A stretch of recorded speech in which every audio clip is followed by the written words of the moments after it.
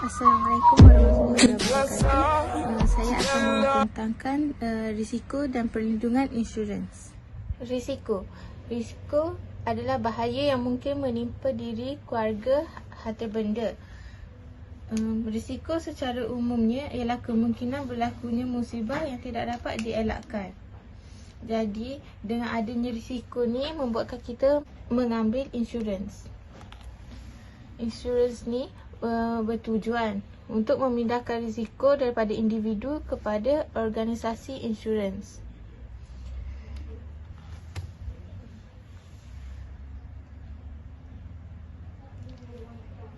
Insurans ni pemegang polisi iaitu individu yang berisiko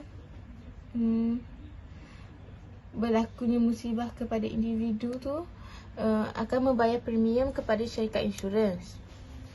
Bila berlaku sesuatu kemalangan sesuatu kepada pemegang polisi, syarikat insurans akan membayar pampasan bagi kerugian yang berlaku kepada pemegang polisi.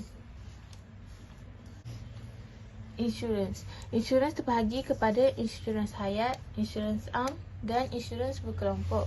Insurans hayat untuk menjamin pembayaran manfaat kewangan kepada pemegang polisi, seperti seorang bapa, ketua keluarga yang bekerja dan dia mengambil insurans hayat. Contohnya berlaku kematian, syarikat insurans akan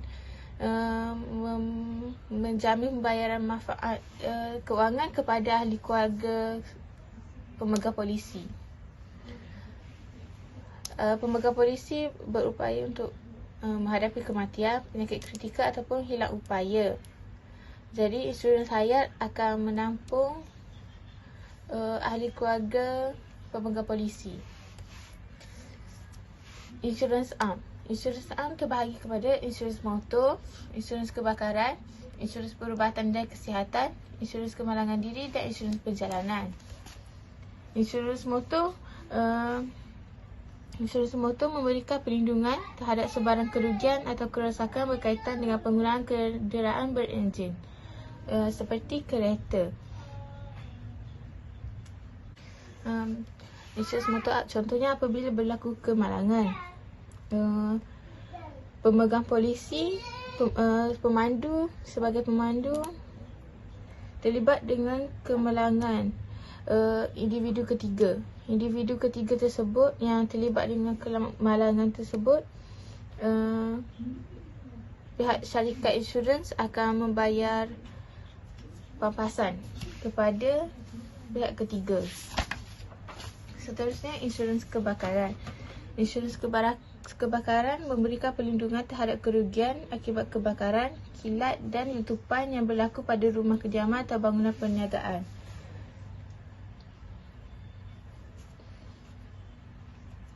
Apabila berlaku kebakaran ataupun kilat dan letupan, syarikat insurans akan memberikan pampasan kepada pemegang polisi untuk memulihkan kedudukan kewangannya. Seterusnya, insurans perubatan dan kesihatan. Insurans perubatan dan kesihatan terbahagi kepada kemasukan ke hospital dan pembedahan, penyakit kritikal, pendapatan akibat hilang upaya dan pendapatan hospital. Seterusnya, insurans kemalangan diri.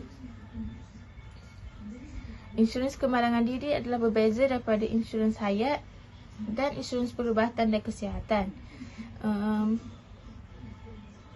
Insurans kemalangan diri memberikan perlindungan sekiranya pemegang polisi mengalami kecederaan anggota badan, kecacatan ataupun hilang upaya ataupun meninggal dunia berpunca secara langsung daripada kemalangan. Seterusnya, insurans perjalanan. Insurans perjalanan ni diambil apabila contohnya ketika pergi melancong ke luar negara untuk melindungi pemegang polisi terhadap kerugian dalam perjalanan, sama ada melalui darat, udara atau laut, seperti kematian dan kecacatan akal, kehilangan bagasi, pasport dan duit, belanja perubatan dan lain-lain. Tempoh perlindungan bagi insurans perjalanan adalah berdasarkan jangka masa yang diambil untuk berada di satu tempat tersebut. Seterusnya, insurans berkelompok. Insurans berkelompok ini memberikan perlindungan secara berkumpulan. Biasanya insurans berkelompok ini diambil oleh pekerja syarikat atau murid sekolah dan pelajar institusi pendidikan. Insurans berkelompok kepada organisasi. Perlindungan kewangan disediakan kepada pekerja sesebuah organisasi seperti kematian, hilang upaya, kemasukan hospital dan pemberahan dengan polisi dan hak perlindungan tersebut. Dengan adanya insurans ni, pekerja-pekerja syarikat tersebut akan menikmati perlindungan daripada majikan mereka.